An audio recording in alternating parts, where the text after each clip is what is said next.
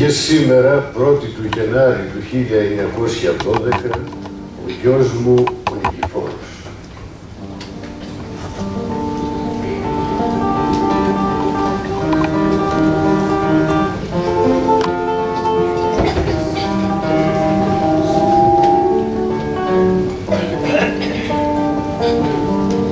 Με αυτού του παιδί από το χέρι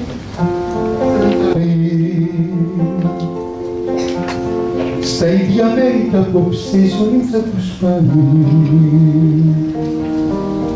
Θα περάσουν ξανά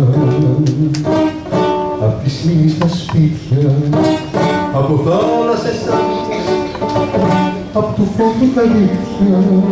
Θα περάσουν ξανά απ' τις μήνες στα σπίτια, από θάλασσες άδειες, απ' του φόβου τα νύχια. Θα σταθούνε μαζί και θα δουν να περνάνε σαν ποτάμια οι στιγμές